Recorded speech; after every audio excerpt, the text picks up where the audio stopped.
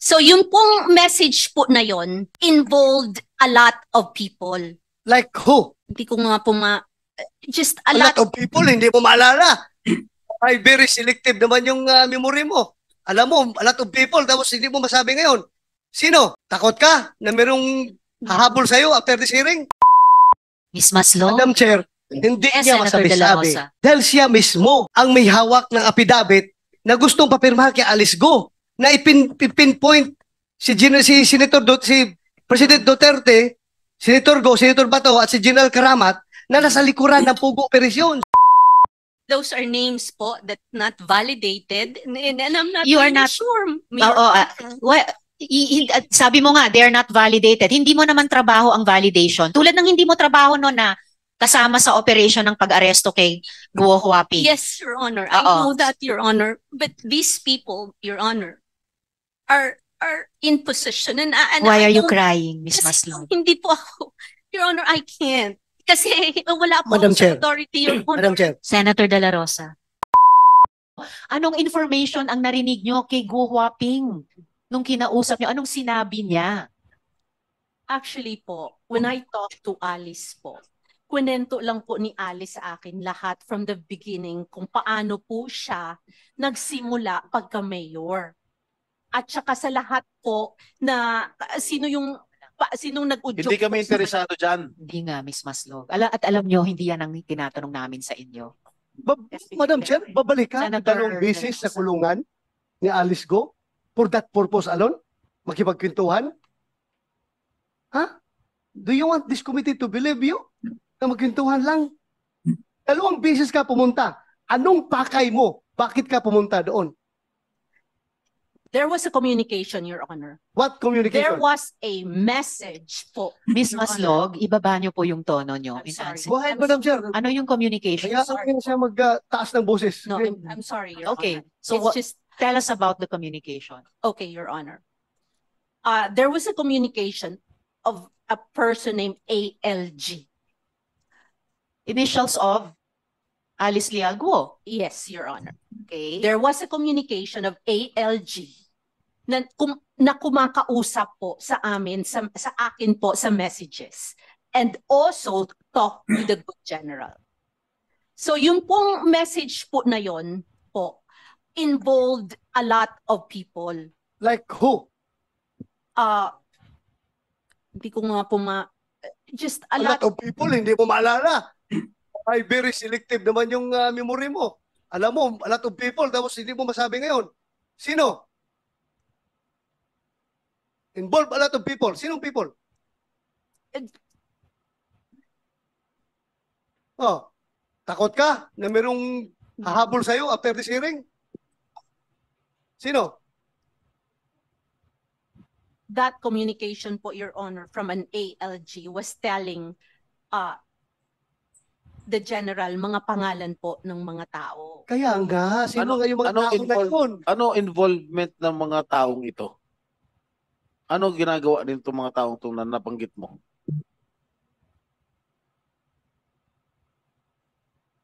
Ms. Maslog? Madam Chair, hindi Yes, niya Senator De La masabi-sabi. Rosa. Dahil siya mismo ang may hawak ng affidavit na gustong papirmahan kay Alice Go na ipinpoint si President Duterte, Senator Go, Senator Bato at si General Karamat na nasa likuran ng Pugo Operations. No, sir. Yan ang totoo. Huwag ka magsinungaling dito. Sir, there was Ah. no affidavit po. That's Wow. not true, sir. Alice, pumunta siya doon sa'yo two times? Guo Huaping. Pumunta siya doon 2 times? You may answer this or not. Basta pumunta ba siya 2 times? Bumisita. Madam Chair, opo, 2 times po. O, pumunta siya. Anong purpose ng magpunta niya doon sa'yo?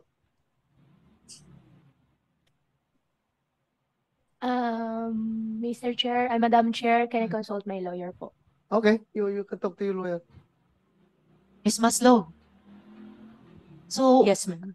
ano yung kahit ilan sa mga maraming pangalan na sinasabi mong information na yan?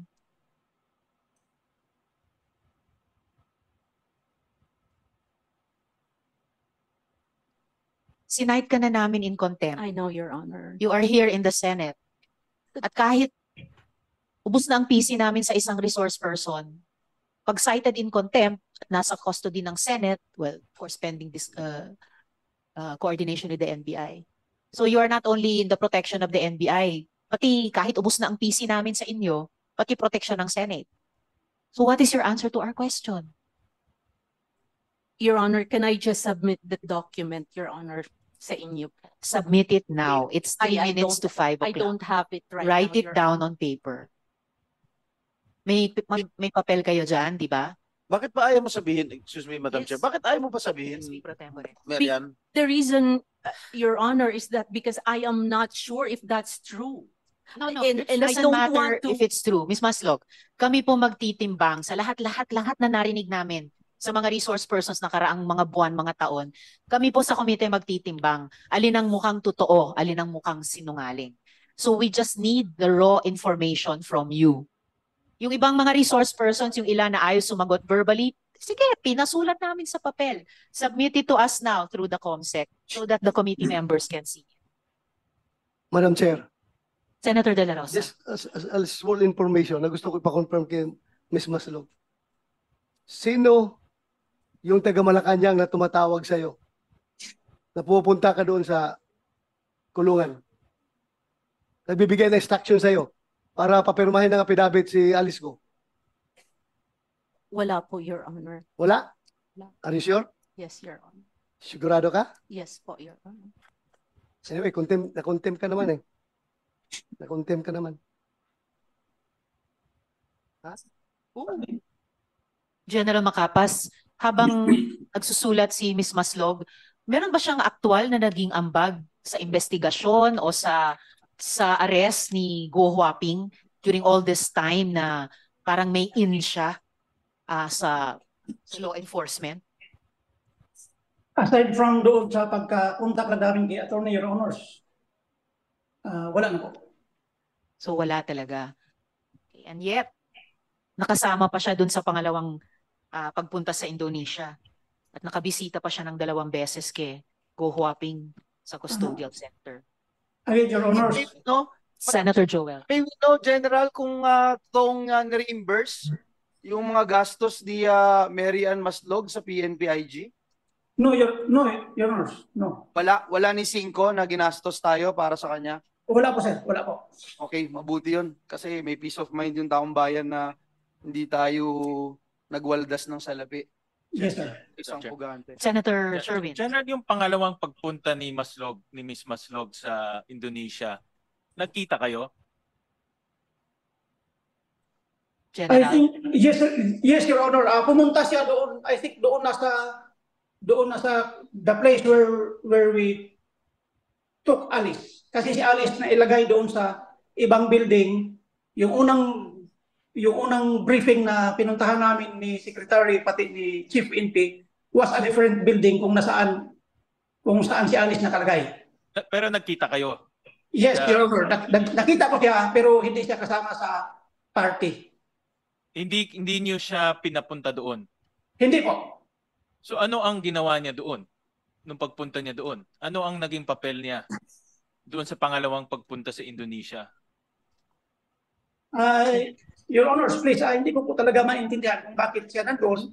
Kasi kasama ko na si Secretary that time at pati si Chief PNP. Kasi ang sabi niya na itong mga trips niya i-reimburse ng gobyerno. Kaya impression namin mayroon tong permission sa inyo. Kaya siya pumunta doon. Wala po, Your Honors. Saka General, before Senator Joel, General, kahit nung pangalawang pagpunta sa Indonesia, batay sa sinabi nyo, parang nagulat kayo, nandun na naman si Miss Maslog. And yet after that, nung ibinalik na si Guo Huaping dito sa Pilipinas, pinacilitate nyo pa yung unang pagbisita sa kanya sa custodial center. For someone na parang may ginawang irregular dun sa pangalawang bisita sa pagpunta niya sa Indonesia, isang bisita pa siya kay Guo Huaping na kayo ang nag-arrange. So, before I call on Senator Joel, General, muli, bago ko matanggap yung papel galing kay Miss Maslog, anong impormasyon ang ibinahagi ni Guo Huaping nung debriefing? Para isang huling pagkakataon mula sa inyo na kayo ang sumagot sa komite at hindi lang yung isusulat ni Ms. Maslog? Your Honors, meron pong nire-reveal si Miss Alice na ongoing po yung validation namin sa ngayon. At hindi ko po pwedeng maisabi dito sa publiko dahil po baka makompromise lang yung lakad po. Marami pa pong vital information na ibinigay niya sa atin na kailangan pa po namin talagang revalidate, and aside from that, hindi pa po ito cleared as in na for public consumption. Kaya po ako humihingi ng if possible, pupunta po ako dyan para sasabihin po sa inyong lahat kung anong ongoing na investigation na ginagawa pa po namin ngayon. Madam For the Chair. record ulit, bago sina Senator Joel at Senator De La Rosa, for the record ulit, General, tinatanong ko lang naman sa inyo, sabihin nyo what she said, what Guo Huaping said. Senator Joel and then Senator De La Rosa. Very quickly, Madam Chair. General, kanina, binanggit po ninyo, no, yung sa debriefing, hindi nyo mga kaya kamong ilabas in public. Ito po ba is the same information na ibinigay sa inyo ni Mary Ann Maslog that led you after knowing na wala pala siyang matutulong dun sa pag-aresto at 2 beses pa siyang nagpunta ng Indonesia, dinala niyo po siya dun sa custodial center, dun sa Krame. Pareho po ba itong information na ito? Merong nagkapareho, sir. Meron din pong hindi. Okay, ano yung nagkakapareho? Sir, as I have said, yung mga information Kahit general lang, kasi it would give us an idea na hindi kayo masyadong nagoyo to the bones kasi hindi namin kayang liripin. Oy, Tagalog ako, taga Bulacan po ako. Hindi namin kayang liripin at hindi namin kayang arukin yung inyong intelligence na 2 beses o yung once nga lang na papapasukin niyo siya doon, sasamahan niyo pa siya. Ang lakas ng loob niyo na gawin yon kasi there must be something. So, it's very irregular So, we wanted to find out what it is. What made you believe na this fugitive will actually be an asset or will actually help your cause, Your Honor, Mr. General? Yes, Your Honor, please. As much as I want to reveal to you everything, Your Honors.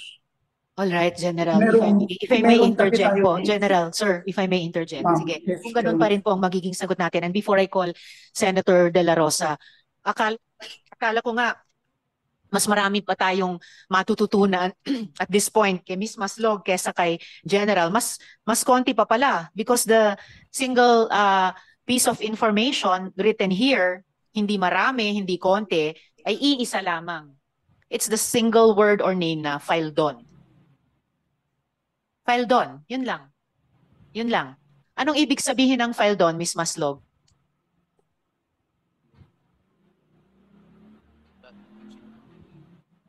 Ms. Maslog. Tinatanong na rin ng aking mga colleagues, yun ba yung dating DOC? Faeldon po. Di ko po siya kilala. Faeldon lang po. Bakit nyo sinulat kung hindi mo siya kilala? Na hindi ko po siya kilala, nabasa ko po yan. Okay, saan nyo nabasa? Actually po. Can I talk to my lawyer for a second, Your Honor? I'm just You've asking been you consulting why your lawyer a while ago. Since we were not asking you questions. Kanina ka pa nakikipag-usap sa abogado mo So why did you write this word, this name filed on? Anong ibig sabihin? I think po, isa lang po yan sa mga names. Okay. Po. And, Your Honor, I'm sorry po. I don't think I have the right po. Kasi hindi po ako sure. No, it's not a matter of Your it's Honor. true or not. Gaya ng sinabi ko kanina, yung komite magtitimbang yan. Ang tanong lamang ay anong sinabi? Ano yung sinabi? Your Honor, I can't. I'm sorry, Your Why Honor. not? Why can't you? Those are names po that not validated and I'm not You are really not- sure. Oo, well, sabi mo nga, they're not validated. Hindi mo naman trabaho ang validation. Tulad ng hindi mo trabaho no na kasama sa operation ng pag-aresto kay Guo Huaping. Yes, Your Honor. I Oo. know that, Your Honor. But these people, Your Honor, are in position and Why I are you don't- crying, Ms. kasi Maslong? hindi po ako. Your Honor, I can't. Kasi wala po Madam ako sa Chair. authority, Your Honor. Madam Chair, Senator De La Rosa.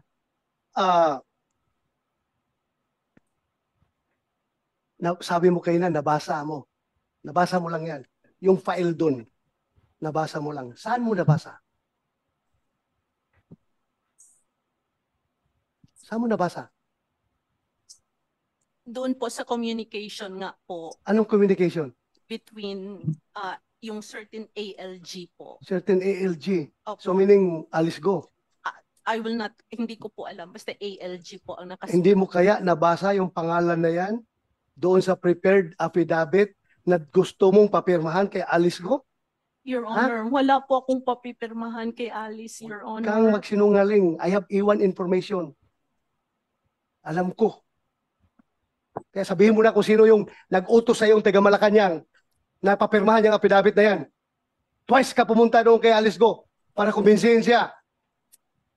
Sino yung sa Malacanang nag-utos sa'yo? Your Honor, I did not convince Alice po to sign any document po. You Your Honor. are a liar. Ha? You are a liar.